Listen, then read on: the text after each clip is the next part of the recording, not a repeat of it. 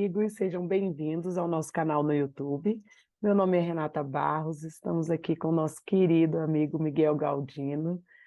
Obrigada, Miguel, por aceitar nosso convite mais uma vez. Eu que agradeço. Hoje nós daremos continuidade ao projeto Espírito e Vida, falando do livro Conflitos Existenciais, psicografia de Divaldo Franco, pelo espírito da Joana de Ângeles. E no capítulo 2, falando sobre a preguiça. Então, vamos fazer a nossa oração inicial. Amado Mestre Jesus, agradecemos a oportunidade da noite de hoje, de estarmos reunidos em Teu nome, e que possamos apreender todo o conhecimento que o nosso irmão nos trará, que possamos colocar esse aprendizado em prática em nossas vidas. Graças a Deus, graças a Jesus, que assim seja. A palavra é toda sua, Miguel. Obrigado, Renata. Obrigado, Celuz. Parabéns pela iniciativa. Esse livro realmente é uma bênção, né, para todos aqueles que buscam a conseguir aplicar os conhecimentos da doutrina à nossa realidade, as questões que a gente traz no dia a dia.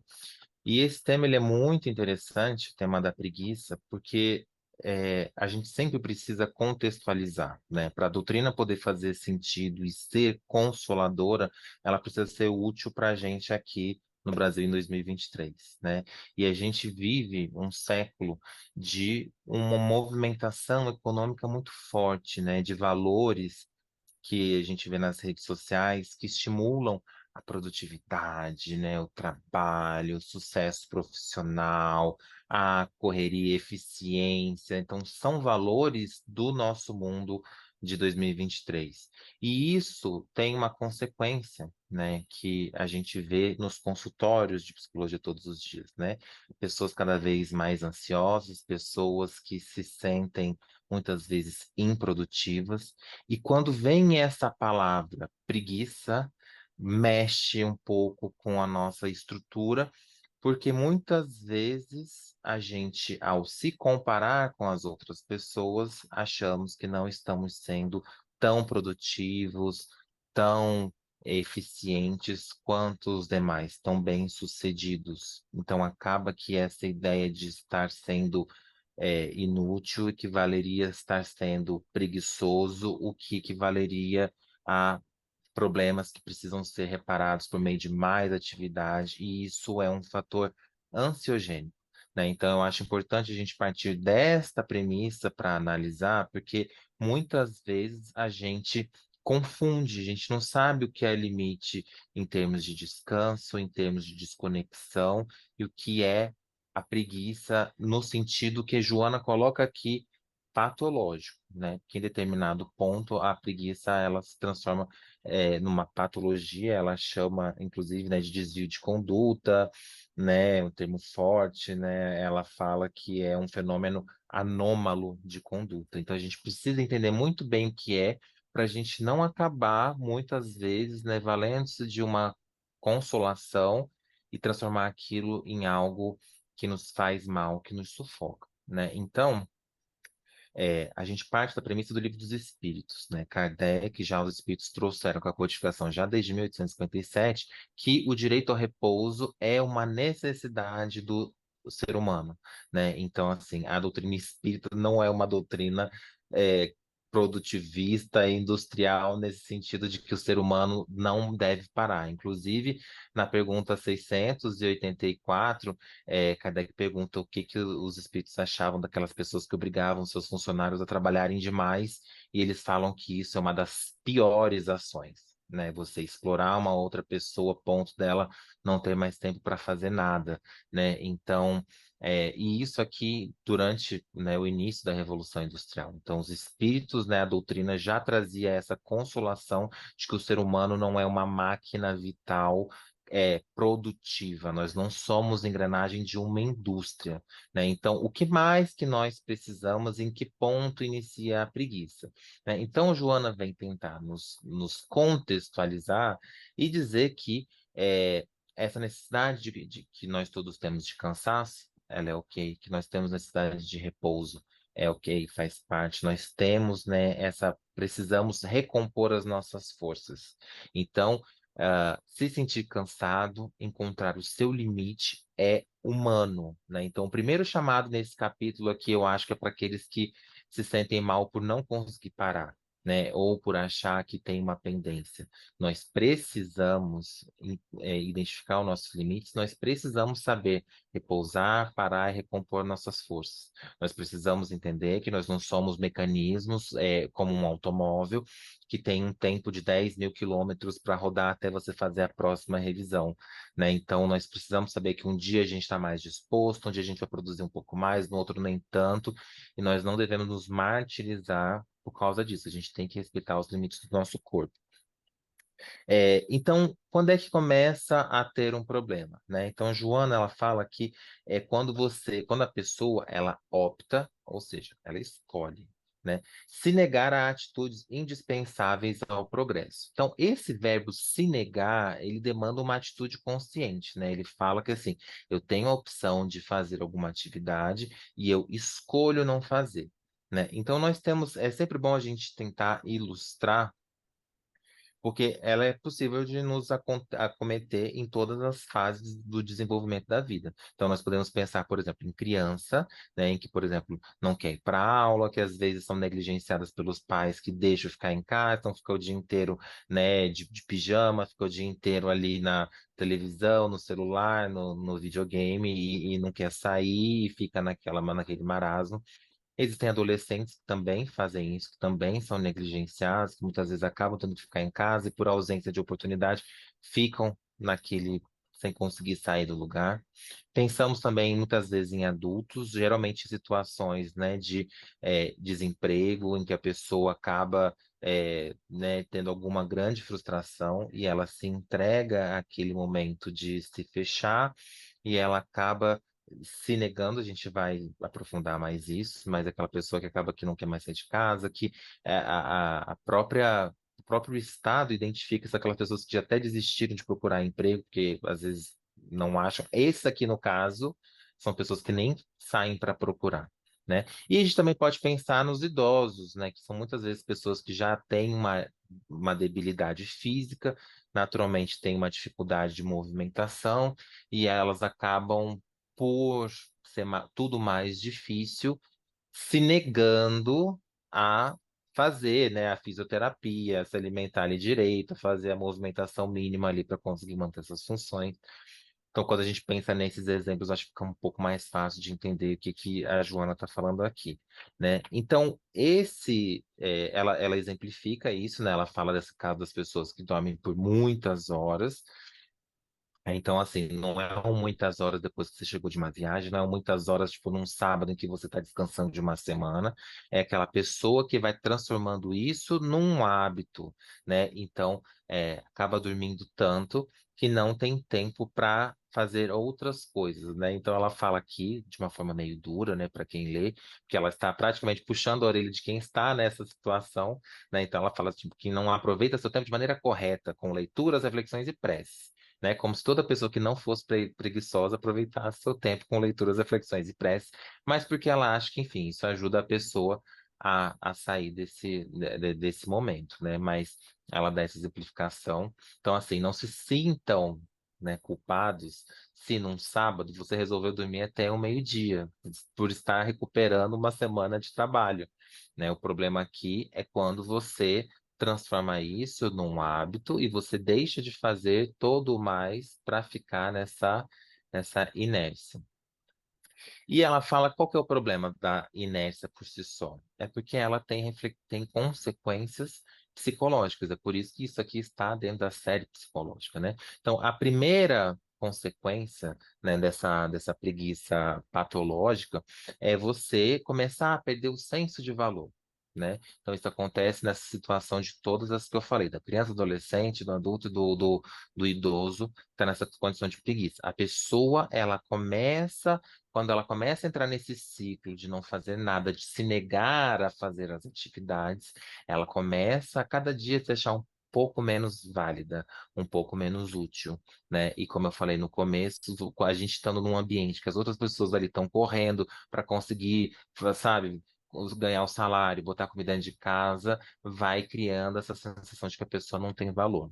Tem uma segunda consequência, que à medida em que você vai se vendo menos válido, principalmente em relação aos demais, você começa a se sentir pessimista. Então, você começa a achar que, de fato, nada vai dar certo, que os seus esforços não vão adiantar, que correr atrás não vai fazer diferença. Então, esse pessimismo, ele começa também a intoxicar. E aí você vai perdendo a autoestima. Então você chega num certo ponto, e isso é muito comum de ver no adolescente nessas pessoas mais idosas que não têm um cuidador direto. A pessoa decide começar a parar de tomar banho, né? Ela para de cuidar da higiene pessoal, ela deixa de ter cuidado com a higiene do local em que ela está, né? Então essa diminuição da autoestima vai trazendo essas consequências que começam a ter um impacto ambiental, né? Que vai atingindo o espaço da pessoa e quem eventualmente convive com ela, né? E isso com o tempo, e aqui ela até coloca, principalmente no caso das pessoas mais idosas, essa preguiça crônica, ela compromete, inclusive fisicamente, a pessoa no sentido de você ficar com a mente lenta, raciocínio lento, né, distúrbios de linguagem de locomoção, né? Então, isso nas pessoas idosas é muito claro. Você vai vendo que a pessoa que não vai se mexendo, ela vai perdendo a fluência, ela vai, né, para se levantar da cadeira é muito cansativo, para tomar um banho é cansativo, para trocar roupa é cansativo, coisas que seriam evitáveis se a pessoa fizesse o mínimo ali de movimento, né, de fazer ali suas atividades mínimas, né? Então, essa negativa a fazer o mínimo tem esse impacto físico igualmente, né? O que acaba sendo muito triste para quem está ao redor. E isso vai trazendo, né? Vocês veem que é uma avalanche, né?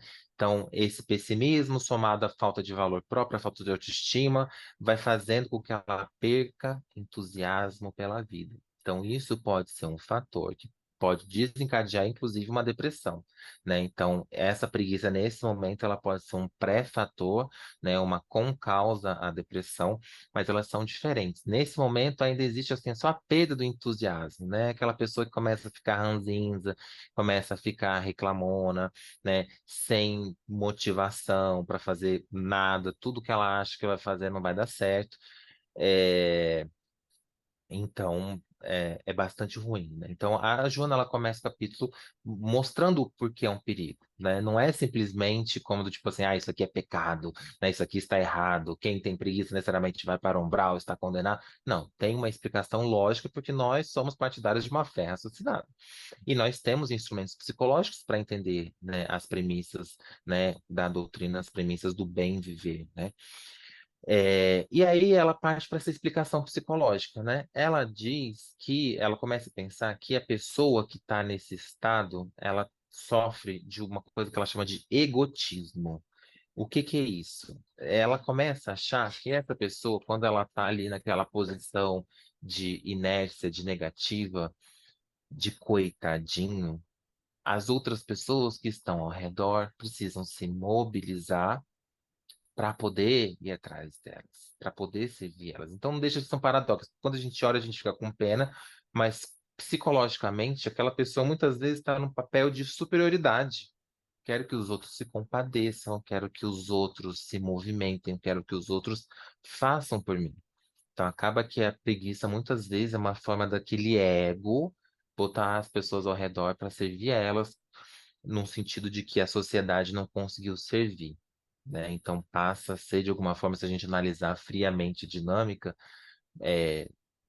tentam se colocar no papel de tiranos do lar, né? De tiranos domésticos, de botar as outras pessoas por meio da reclamação, da pena, da misericórdia para tentar de alguma forma, né, adular aquele ego, né? E muitas vezes isso causa o quê? Tédio, né? Porque nem sempre as pessoas de fato têm tempo para fazer o que esse ego está precisando.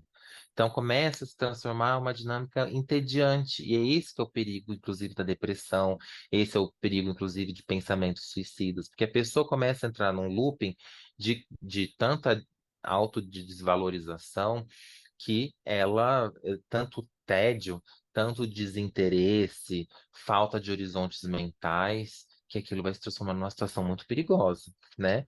E a gente sabe que esse desinteresse, a morte desse idealismo por fazer alguma coisa na vida, pode ter consequências, inclusive, né, espirituais. Então, isso é uma coisa que é interessante que ela traz, porque muitas vezes a gente conversa sobre vampirização, né? Geralmente situações assim relacionadas à sexualidade, enfim, alguns livros, mas aqui ela traz uma vampirização de espíritos ociosos. Então, olha que interessante, né?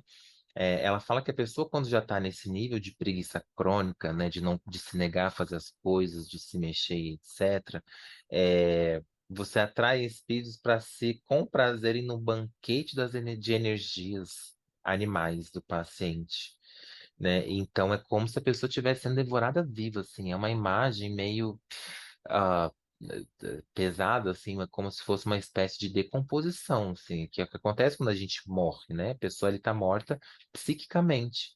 Então, aquela matéria parada, né? As bactérias, os vermes, elas vão se alimentando daquilo, né? E de alguma forma, espiritualmente, isso também acontece. A pessoa, ela passa a ser devorada, as energias psíquicas que fazem parte da nossa vida, as energias vitais que estão aqui para movimentar a nossa alma na vida, né? Através de um dia após o outro, os desafios que servem para a gente ampliar. Toda essa energia, ela fica parada, ela fica aqui condensada. E muitas vezes, por essa falta de movimentação, ela pode atrair esse tipo de espírito para se aproveitar, né, para usufruir, para decompor, para sugar. Então, essas entidades acabam de alguma forma reforçando a pessoa a continuar naquele estágio. Então, vejam, gente, nós estamos aqui falando de uma situação muito grave, mas a gente não pode pensar que porque eu fui assistir uma série do Netflix, né, 10 horas da noite da terça-feira, depois que eu cheguei do trabalho, que eu, né, estou sendo vampirizado. Não é porque eu saí num sábado à noite para ir num show, eu voltei e não fiz nada de útil naquele show, que estou sendo vampirizado, né? A gente está aqui falando de uma situação patológica muito grave que pode acontecer a partir do ponto que a pessoa se nega a ir para a vida, né? Então, assim, a gente tem que tomar cuidado para a gente não ah, acabar impondo uma ditadura do trabalho e da ausência da desconexão. Então, assim, nós estamos num período em que a nossa Justiça do Trabalho, por exemplo, já entende que é direito dos trabalhadores o direito à desconexão. Por quê? Porque a gente precisa ter um momento em que a gente não esteja pensando no trabalho. Então, não estar pensando no trabalho não significa que a gente esteja sendo improdutivo, né? Então, assim, não estar no centro espírita não significa que a gente esteja sendo improdutivo. Então, sim, a gente precisa, é direito, inclusive, constitucional. O lazer, é necessário que a gente tenha tempo de qualidade com a família, com os filhos, com o cônjuge, com os pais, com familiares, com amigos. Isso faz parte da nossa experiência enquanto seres humanos encarnados, né? Então, não é porque a gente não está trabalhando no sentido produtivo, que porque eu estou ali conversando com um amigo, que eu estou sendo inútil. Eu estou usando a minha energia psíquica, eu estou usando a minha mente, né? Estou ali compartilhando, confraternizando, trocando, confidenciando, muitas vezes chorando e rindo e se divertindo e falando coisas sérias. Isso é movimento, né? Então, assim, não estou sendo preguiçoso porque eu estou num momento de confraternização, né? Esse essa preguiça de que Joana fala, que causa o tédio, muitas vezes está relacionada a essa perda de entusiasmo, a inclusive um isolamento, né? Então ela fala aqui que o isolamento dessa preguiça, dessa pessoa com a preguiça crônica, muitas vezes se apresenta como uma vingança contra a sociedade. Então, olha que interessante, é uma situação da pessoa que já tá, que tem uma causa, né? Isso que é interessante da psicologia, né? O ser humano não é assim do nada, não é simplesmente o obsessor que chegou e falou, né? Você tem os gatilhos, situações e que eliciam aquele comportamento, né? Então, o que acontece nesse caso aqui que ela fala da vingança? Às vezes, por exemplo, a pessoa sofreu um grande trauma amoroso. né? O famoso pé na bunda, né? A pessoa vai lá e se, né, sofre e isso aqui é muito doloroso para os homens, porque a mulher tem mais tranquilidade para conseguir conversar sobre isso, né? Tem uma rede de apoio maior. O homem não costuma falar, né? Então ele sofre sozinho, sofre no bar, né? Sofre de uma forma não saudável. E aí, a pessoa ali se sente tão mal, né? Por exemplo, o cara nesse dia, a gente está num tempo propício para isso, né? Que aqui no DF a gente bateu o recorde de feminicídio, um recorde muito triste, né? Já foram 20 esse ano, e muitos desses feminicídios são causados por mulheres que tentam, terminar um relacionamento e o homem não aceita, né? E não aceita por quê? Porque para ele, a autoestima dele fica toda comprometida, né? Fica toda combalida porque ele acha que a mulher ali é uma propriedade dele. Então, às vezes, digamos que seja esse o caso, né? Então, a pessoa, o homem, ele se fecha, né? Ele se isola e aí fica em casa, não quer procurar trabalho, não quer ver ninguém, não quer sair. Então, ele acaba entrando ali numa espiral. E é desses casos de preguiça crônica aqui que a Joana tá falando, né? Então, a pessoa quer se vingar. Ah, vocês, na sociedade, aí você generaliza. Vocês foram mal comigo, então agora vocês não me merecem.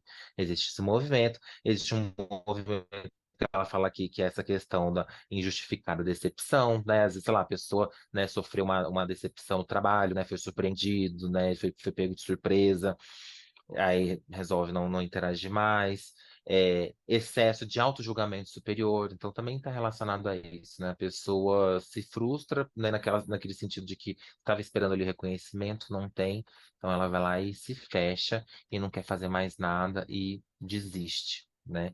Existe ali um ressentimento. Né? Então, vocês vejam quanta coisa tem por trás, né? Como que é interessante a gente poder expandir. Quando a gente fala assim, preguiça não é bom. Como assim, né? De onde vem? Qual é a causa? Como que ela se manifesta, né? Então, é muito complicado. E aí a Joana ainda fala assim, que a pessoa que está nessa situação, ela acaba acusando os outros, né? Do que ela faz para tentar fugir das suas responsabilidades. Então, ela acaba entrando num ciclo em que, como ela não se vê mais capaz de conseguir sair daquilo, ela começa a culpar e ela começa a rejeitar qualquer sugestão que alguma pessoa traga para tentar mostrar que existe uma possibilidade, né? Ela vai se fechando, ela vai endurecendo, né? Ela vai criando uma monoideia, né? Ela fala muito sobre isso, de que ela é incapaz e ela vai ficando, vai desistindo de tentar, né? Então, a Joana também fala, né, que essa preguiça, ela cria flacidez muscular, isso aqui em relação aos mais velhos, né? Perda de movimentação, dificuldades respiratórias, né? Então, das consequências físicas. Então, é realmente muito complicado. A gente não pode, a gente tem que ficar atento a esses sinais, né? Então, é por isso que o convite à reforma íntima no século XXI, ele é um convite ao autoconhecimento. Porque não adianta a gente saber que, o egoísmo e o orgulho são a origem de todos os males. A gente precisa saber de que forma aquilo se manifesta na gente, para que a gente possa identificar quais são as causas e quais podem ser as consequências. Então, no caso da preguiça crônica que a gente está falando aqui, tem relação com orgulho e com egoísmo? Tem, com os dois, né? Porque a pessoa, quando ela se vê nessa situação de uma decepção, por exemplo, ela não pensa assim, mas eu posso ter uma nova chance, né?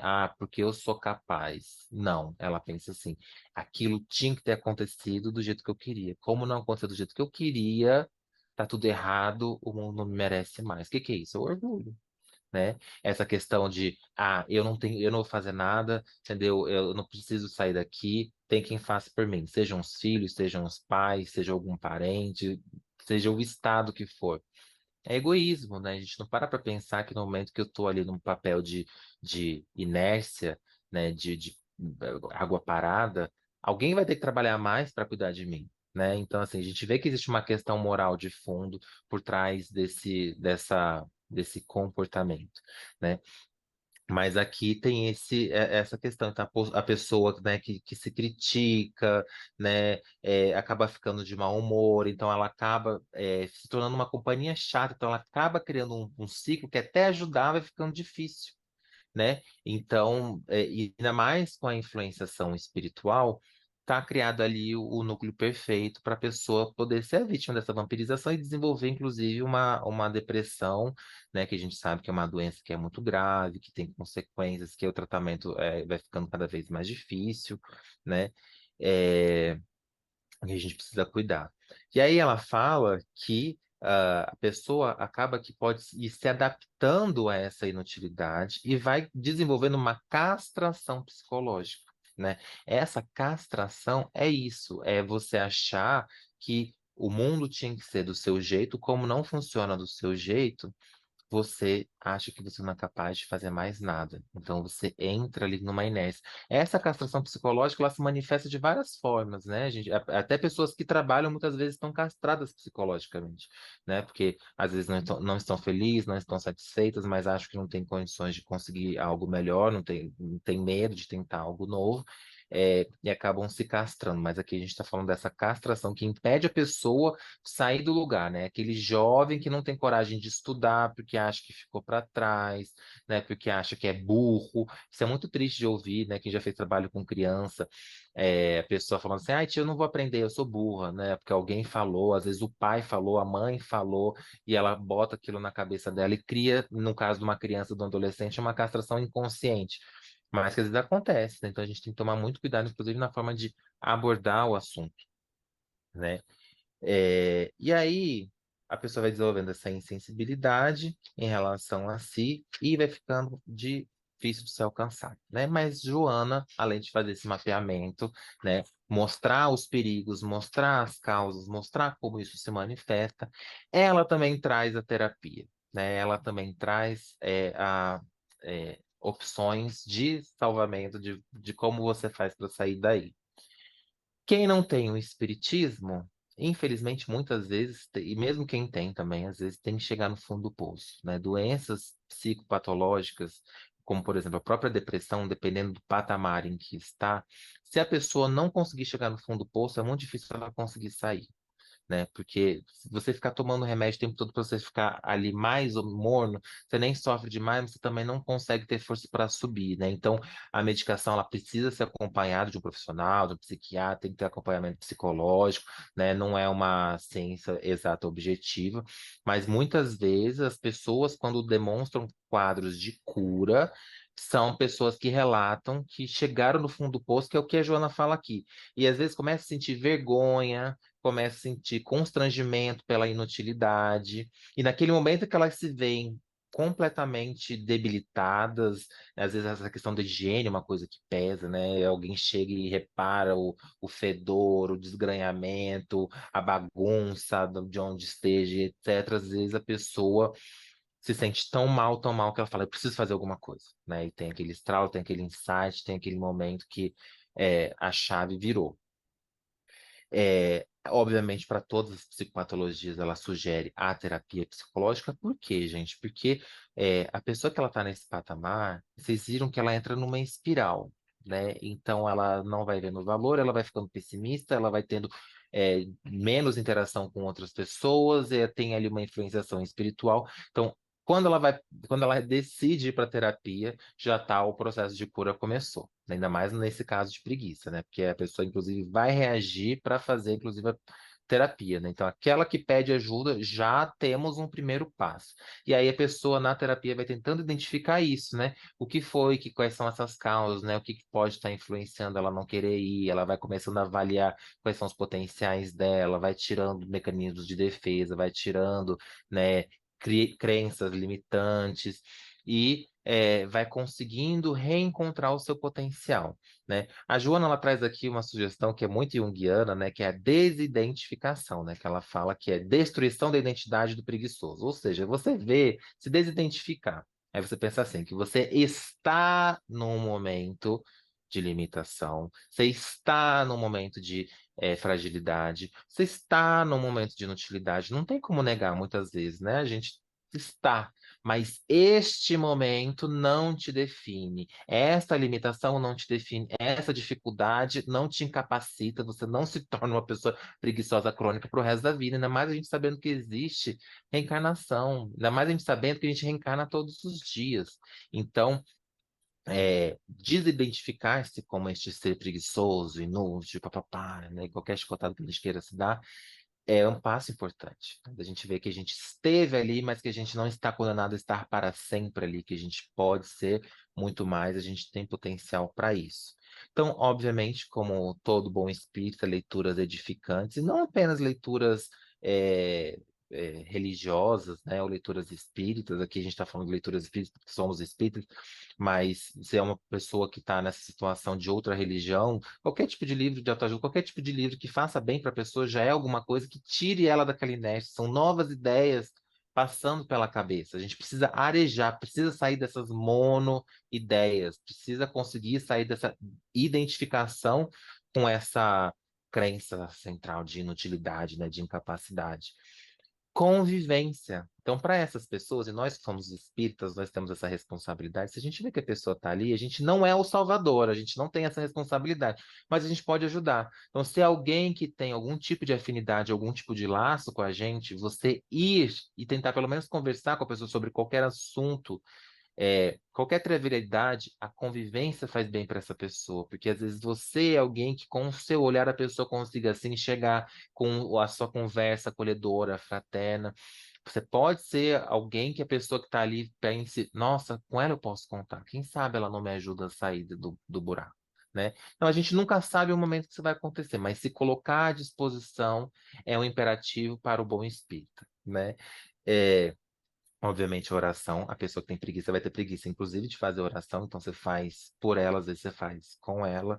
Bioenergia, o que é? O passe, então você não precisa chegar, né, achando que você é o Chico Xavier, colocando lá, olha, irmão, vou te curar, mas só de você estar ali junto, fazendo uma oração, conversando naturalmente a espiritualidade que esteja ali tentando ajudar, né, pode tentar fazer essa transfusão energética, né, e tentar preservar até a pessoa que está ali, né, dessa vampirização. É, e com todos esses elementos, né, a gente pode ajudar a pessoa a sair do local, né? Leituras edificantes, oração, bioenergia, que é o paz, psicoterapia, boas convivências, né? E a pessoa, né, chegar nesse fundo do poço, ela pensa assim, eu preciso de ajuda, eu preciso sair daqui.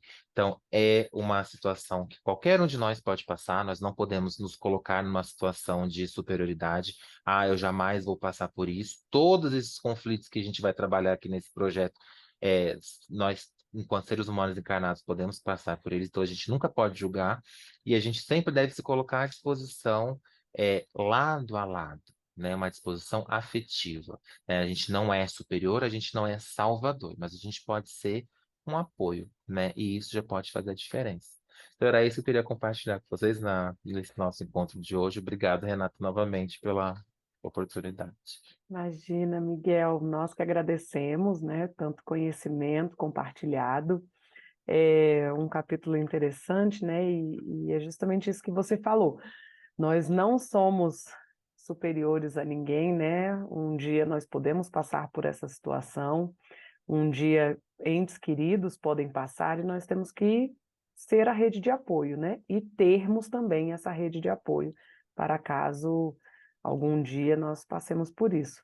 E a Joana deixa sempre bem claro, né? É o resultado de esforço, né? Então nós precisamos ter coragem, precisamos nos esforçarmos para conseguirmos passar por essas dificuldades, né? Sejam realmente dificuldades psíquicas, sejam, né, por algum motivo, algum irmãozinho que esteja obsidiando, né, e se alimentando dessa energia e fazendo com que a pessoa piore, né, mas são sempre dificuldades que a gente precisa se esforçar para sair dela, né?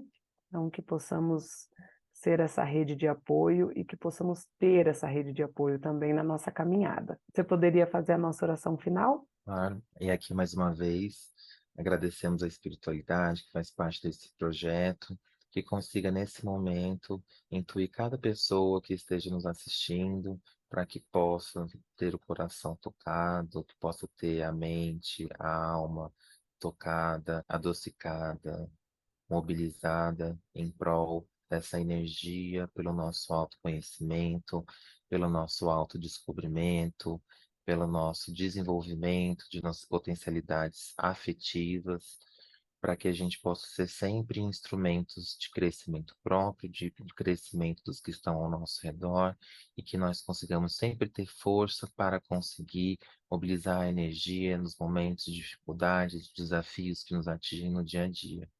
E assim, profundamente agradecidos por termos este amparo doutrinário, este amparo espiritual, nós encerramos o estudo da noite de hoje. Que assim seja. Mais uma vez, Miguel, muito obrigada. E obrigada a todos também pela companhia. E nos vemos na próxima quinta.